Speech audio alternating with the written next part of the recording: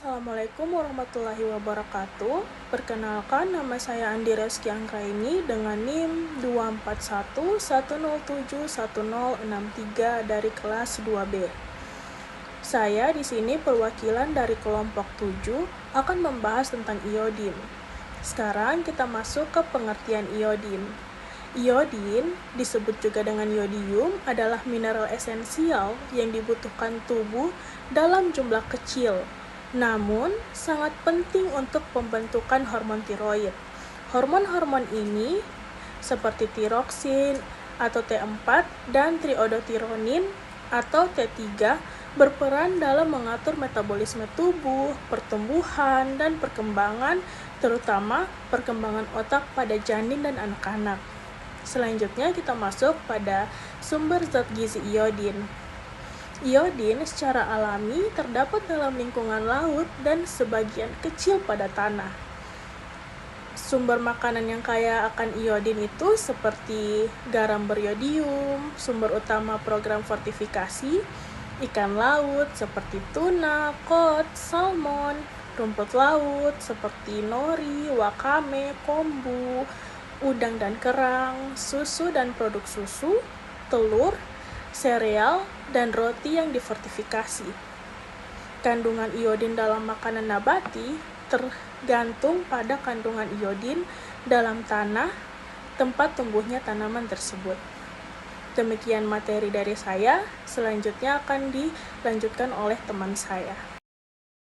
Assalamualaikum warahmatullahi wabarakatuh. Perkenalkan, nama saya Devina Setifa dengan NIM 24110711067. Di sini saya akan melanjutkan penjelasan materi dari teman saya. Saya akan menjelaskan fungsi utama iodin dalam tubuh. Yang pertama, sintesis hormon tiroid atau T3 dan T4. Yang kedua, mengatur metabolisme energi dan suhu tubuh. Yang ketiga, mendukung pertumbuhan dan perkembangan jaringan tubuh. Yang keempat, meningkatkan fungsi otak dan sistem saraf. Yang kelima, menunjang perkembangan otak, janin, dan anak-anak. Yang terakhir, mendukung fungsi sistem reproduksi. Selanjutnya, saya akan menjelaskan metabolisme iodin. Yang pertama, penyerapan. Iodin diserap di usus halus dalam bentuk ion iodida. Lalu, setelah diserap, iodin masuk ke sirkulasi darah dan sebagian besar ditangkap oleh kelenjar tiroid. Di dalam kelenjar tiroid, iodin diubah menjadi hormon tiroid atau T3 dan T4. Lalu disimpan dalam bentuk hormon yang terikat dengan protein tiroglobulin. Lalu iodin yang tidak digunakan dikeluarkan melalui urin. Mungkin itu penjelasan saja dari saya. Selanjutnya akan dijelaskan oleh teman saya. Assalamualaikum warahmatullahi wabarakatuh. Saya akan melanjutkan materi. Nama saya Azwan dengan NIM 068, yaitu 5 faktor yang mempengaruhi iodin. Beberapa faktor yang mempengaruhi status iodin. Pertama, asupan iodin dari makanan dan garam beriodium. 2, paparan zat goitrogenik, misalnya dari singkong, kol, brokoli, kacang, dan kedelai, yang menghambat penyerapan iodin oleh kelenjar tiroid.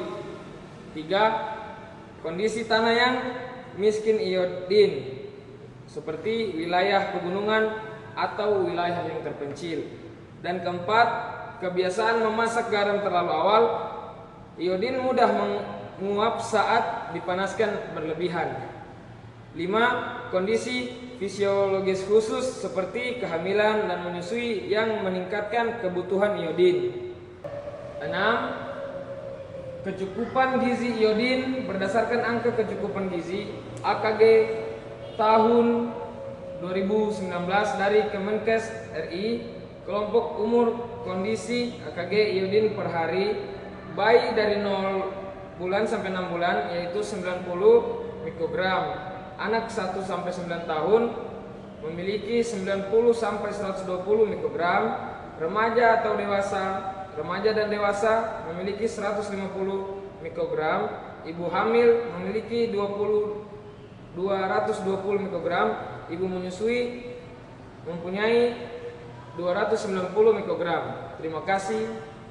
Defisiensi iodin, tanda dan gejala. Defisiensi iodin dapat menimbulkan gangguan yang disebut gangguan akibat kekurangan iodin, yaitu seperti gondok, pembesaran kelenjar tiroid di leher, kretinisme, gangguan perkembangan fisik dan mental pada anak akibat kekurangan iodin saat dalam kandungan. Hipotiroidisme, kadar hormon tiroid rendah, kelelahan, kulit kering, rambut rontok. Adapun gangguan kesuburan dan keguguran, perkembangan otak janin yang terganggu. Adapun toksisitas iodin, meskipun jarang, kelebihan iodin ini atau toksisitas dapat menyebabkan yang pertama hipertiroidisme, kelebihan dan hormon tiroid. Yang kedua, pembesaran tiroid, gondok toksik. Yang ketiga, peradangan tiroid atau tiroiditis. Yang keempat, gangguan irama jantung. Yang kelima, mual, muntah, diare, dan rasa logam di mulut. Yang terakhir, dalam kasus ekstrim, keracunan akut iodin atau dosis sangat tinggi. Batas atas asupan harian iodin atau upper limit menurut WHO adalah sekitar 1.100 kg per hari untuk orang dewasa.